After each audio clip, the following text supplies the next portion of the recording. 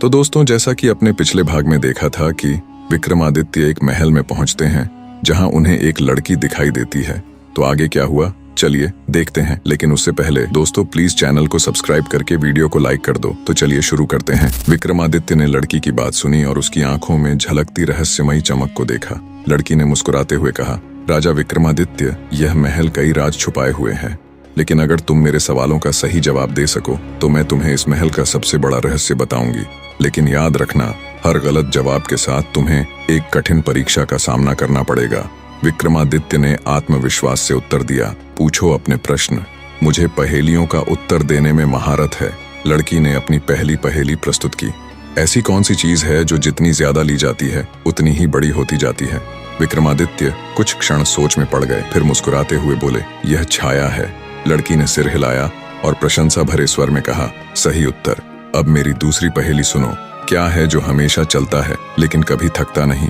विक्रमादित्य ने तुरंत उत्तर दिया, समय। लड़की ने उसकी बुद्धिमानी की सराहना की। बहुत अच्छे राजा।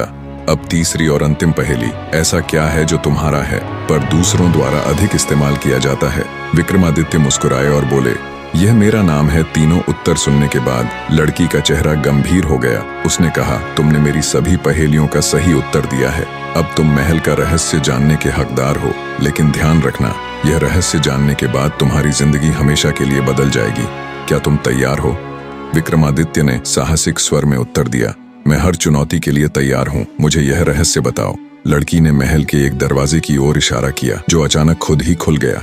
अंदर से एक तेज रोशनी निकल रही थी। जैसे ही विक्रमादित्य ने उस दरवाजे के भीतर कदम रखा, तेज रोशनी ने कुछ पल के लिए उनकी आंखें चौंधिया दी। जब उनकी दृष्टि साफ हुई तो उन्होंने खुद को एक विशाल हॉल में पाया। उस हॉल के बीचों बीच एक सिंहासन रखा हुआ था। सिंहासन के चारों ओर उसकी रक्षा के लिए तलवारें हवा में तैर रही थीं। लड़की उनके पीछे आकर खड़ी हो गई और बोली, यह सिंहासन इस महल का सबसे बड़ा रहस्य है। इसे धर्म सिंहासन कहा जाता है, लेकिन इसे पाने के लिए तुम्हें एक अंतिम परीक्षा देनी होगी। विक्रमादित्य ने दृढ़ता से पूछा, कैसी परीक्षा? लड़की ने उत्तर दिया, केवल एक सच्चा और निडर राजा ही इस पर बैठ सकता है। क्या तुम इसके लिए तैयार हो? विक्रमादित्य ने साहस पूर्वक उत्तर दिया, मैं तैयार हूँ। लड़की ने अपने हाथों से एक शंख उठाया और उसे जोर से फूंका।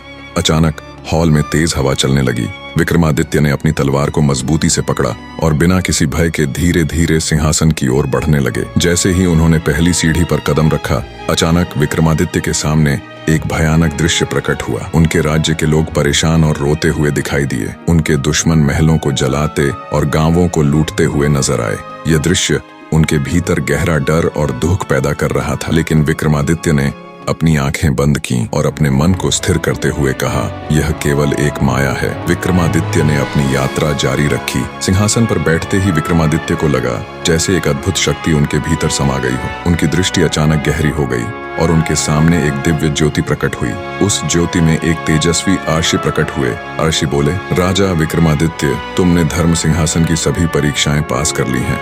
यह सिंहासन अब तुम्हारा है, लेकिन याद रखना, इसके साथ बड़ी जिम्मेदारी जुड़ी है। अब तुम्हें एक और महान कार्य पूरा करना है। विक्रमादित्य ने हाथ जोड़कर पूछा, हे ऋषिवर, मुझे मेरा अगला कार्य बताइए। मैं अपने धर्म और प्रजा के कल्याण के लिए हर चुनौती का सामना करने को तैयार हूँ। आर्षि ने गंभीर स्वर में कहा, तुम्हारे राज्य के उत्तरी पर्वतों में एक राक्षस कालकेतु ने आतंक मचा रखा है। वह वहाँ के गांवों को उजाड़ रहा है, निर्दोष लोगों की हत्या कर रहा है और आर्षियों के यज्ञों को खंडित कर रहा है। तुम्हारे पास अब धर्म सिंहासन की शक्ति है, लेकिन याद रखना, इस शक्ति का उपयोग केवल धर्म की रक्षा के लिए किया जा सकता है। क्या तुम इस राक्षस का अंत कर सकोगे? विक्रमादित्य ने दृढ़ता से उत्तर दिया, मैं कालकेतु का अंत करूंगा। आर्षि ने अपने हाथ से एक दिव्य मानचित्र प्रकट किया और कहा, यह मानचित्र तुम्हें कालकेतु के स्थान तक ले जाएगा, लेकिन सावधान रहना, उसके किले की रक्षा में कई मायावी बाधाएं हैं। हर बाधा तुम्हारे साहस और बुद्धिमत्ता की परीक्षा लेगी। विक्रमादित्य ने मानचित्र को संभाल लिया और अपनी सेना को इकट्ठा किया,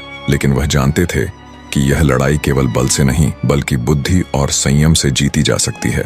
इसलिए उन्होंने अपने भरोसेमंद मित्र और मंत्री भट्टासार को साथ लिया और महल की ओर कूच किया। विक्रमादित्य और उनकी सेना ने पहाड़ों की ओर प्रस्थान किया। रास्ते में उन्हें पहला अवरोध मिला, अविशाल जलप्रपात, जिसके पार जाने का कोई रास्ता नहीं था। तभी एक जलदेवी प्रकट हुई और बोली, हे राजा, अगर तुम इस जलप्रपात को पार करना चाहते हो तो मेरे प्रश्न का उत्तर दो। उसने पूछा, ऐसा क्या है जो जीवन देता भी है और छीन भी सकता है? विक्रमादित्य ने बिना सोचे जवाब दिया, यह पानी है। यह जीवन का स्रोत भी है और इसकी बाढ़ जीवन का अंत भी कर सकती है। जल देवी मुस्कुराई और प्रपात 2 हिस्सों में विभाजित हो गया, जिससे सेना के लिए रास्ता बन गया। जैसे ही वे पर्वतों के पास पहुंचे, उन्हें एक मायावी जंगल मिला। जंगल में एक गूंजती हुई आवाज सुनाई दी, लेकिन बी डरे नहीं तथा विक्रमादित्य और उनकी सेना जंगल में प्रवेश कर गई। वहां हर सैनिक अपनी अपनी कमजोरियों और भय से जूझने लगा। अंततः वे जंगल से बाहर निकल आए। जैसे ही वे कालकेतु के किले के पास पहुंचे और किले के चारों ओर एक मायावी आग की दीवार खड़ी हो गई, तभी आर्शी की आवाज सुनाई दी, धर्म सिंहासन की शक्ति को याद करो, अपने धर्म और सत्य पर विश्वास रखो और यह दीवार तुम्हारे लिए समाप्त हो जाएगी। विक्रमादित्य ने अपनी तलवार उठाई और प्रार्थना की, हे धर्मदेव, मुझे धर्म की राह पर अडिग रहने की शक्ति दें। उनकी तलवार से दिव्य प्रकाश फूटा और आग की दीवार गायब हो गई। किले का दरवाजा अब उनके सामने खुल चुका था। क्या विक्रमादित्य कालकेतु का अंत कर पाएंगे? जानने के लिए चैनल को सब्सक्राइब करके वीडियो को लाइक करें और कमेंट में भाग 3 लिखें।